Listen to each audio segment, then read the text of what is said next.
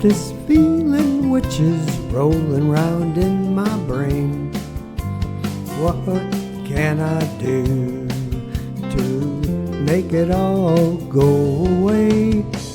I believe they call this thing fear and anxiety. With me night and day, can't make it go away. Sleepless nights and worry all around. Help me get my feelings back to solid ground. Indigestion, I can't concentrate. When will I ever begin to feel okay? Good morning. This is Village Vic, and this is chapter 2 of my podcast called Rollin' Around in My Brain, which are lyrics from my latest song, Anxiety.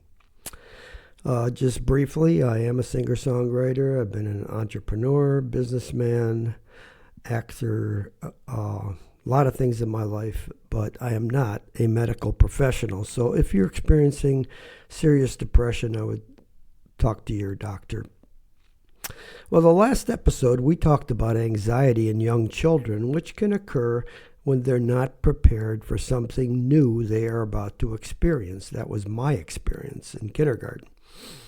Now, it's difficult to know whether the trauma we experience at any age will have long-ranging effects on an individual, but it does have an effect. It did in my experience for sure, but nothing in comparison to the story I'm about to tell you. We are going to be discussing anxiety in children and the tremendous responsibility parents have in raising their children with love, encouraging them as much as possible, teaching them how to be responsible, because there are so many situations where children are an afterthought to the needs and wants of the adults, the parents. The experience I'm going to talk about is one which we witnessed, actually, which my wife experienced more so than me, about child abuse in a school. My wife, for a period of time, taught behavior disordered children in primary grades in an inner city school. Now, these children, on the surface, were unruly, easily angered, disruptive, subject to fighting, and desperately wanting attention.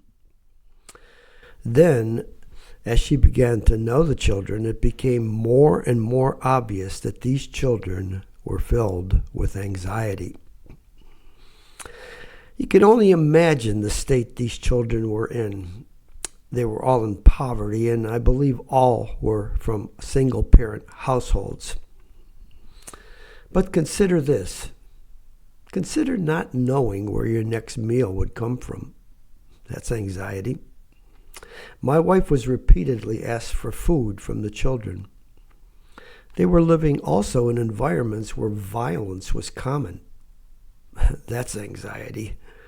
They had little to look forward to. I mean, sometimes the one parent would leave them alone for many hours, or on the weekend to go to another job, or perhaps for their own entertainment. The kids were pretty much left to fend for themselves. That is huge anxiety. That is the mother load. This has long-term effects. Anxiety that can't just be whisked away. Every day, these children experience a survival mentality. Will I have food? Will I have someone to talk to? Will I get beat up walking home from school or going to a store? Homework is obviously not high on the need-to-do scale. Thinking about future career paths or developing one's skill is not a conversation they could relate to.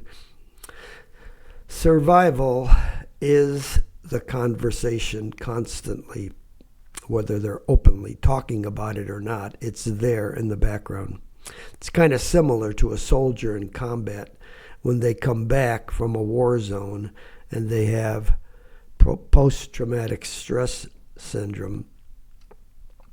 These are among the most difficult type of anxiety to get over with. My wife was a trooper. She visited every one of those kids' homes. It showed them someone cared. She bought food for them. In effect, she became a substitute parent. The kids responded by never missing a day of school. They came even when they were sick. Why? Because they had structure. They had food. They were rewarded when they did good and disciplined when they acted up. The program worked well because you had a teacher and an aide and only 10 children in the program. It worked well for 5 years till the school system decided they needed to cut costs. And so, what did they do? They laid off the aides, which of course made the program unworkable. Penny wise and pound foolish. There's an old joke that goes like this. Hey, 2 years ago, my brother ran for office. His friend says, well, what does he do now? Well, nothing. I mean, he got elected. We laugh because we can't believe what is done by our elected or sometimes not elected officials. Here are some real stupid expenditures by our government. There's a lot of them. This is just a couple. $6 million to boost Egyptian tourism. During COVID, $13 million were sent to people that were dead a year before the epidemic started. Millions were spent in the Homeland Security Department in a program that they had to help employees, quote, be the best they can be. Yep, waste is rampant, but they can't find money to fund programs that work. It's easy to spend money that's not yours. And it takes time to find out what programs are working and which are not. Do they go to the source? Like in this example, the teachers, or do they just make arbitrary decisions? Back to our topic. There was a quote that I read recently that sums it up. Desperation is a state of being filled with despair, hopelessness, and anxiety. It is a feeling of intense urgency or a sense of being trapped with no way out. When a person is desperate, they may take extreme actions or make hasty decisions due to the overwhelming sense of desperation they feel. This is extreme anxiety. You wonder why these kids are tempted to take drugs? They need relief from the anxiety, even if it's for a short period of time. The kids are even tempted to join gangs for protection and to also to have like an extended pseudo family. The anxiety these children face are among the most difficult challenges we face as a nation. And what do? I mean, we basically look the other way and say, it doesn't affect me. Or we come up with a quick fix just to make ourselves feel better, like, we'll give them all cell phones. Yeah, that's something politicians are notorious at. Or we can get serious and develop a comprehensive program that will deal with the magnitude of the program and try to shore up things in our system that just don't work. Like, for instance, our welfare program. The welfare program right now is designed so that a single parent gets paid more than a married couple, which doesn't make a lot of sense. Only 5% of married people are considered to be in poverty. Along the same lines, when I was a teacher, which I also taught in the inner city, I had a student, a young gal, who became pregnant when she was like 15. And she was in my class when she was about 16. And she was trying to take care of her baby and also go to school. And she was very bright. And I thought, this is somebody that could really get out of the situation of the poverty situation that she was in. So when I left teaching, it was several years later, I was in a position where I think I could have helped her get a job, an entry-level job that could have led to something. So I actually called her and asked her if she would like to come for an interview. And after a short time, she basically said no, she didn't think she could do that. Now, this was a perfect situation with self-esteem. She was smart. She had what it took to be successful, but she lacked hope that she could get out of the poverty. She had seen her parents, the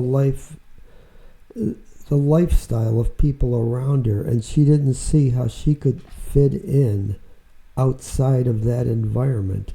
And so as a result, I don't know what happened to her afterwards, but it looked like she was probably going to be stuck exactly where she was. Next time, we're going to talk about anxiety in bullying. Well, a lot of us probably have experienced that. But in the meantime, have a stress-free, calm day, and we'll see you next time.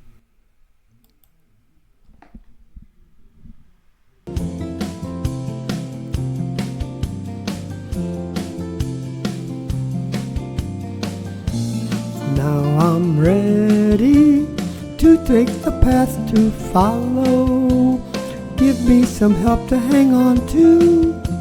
I will go on. It may take many months. I'm ready for bumps, ready to jump, oh ready, oh ready, oh ready until I'm free.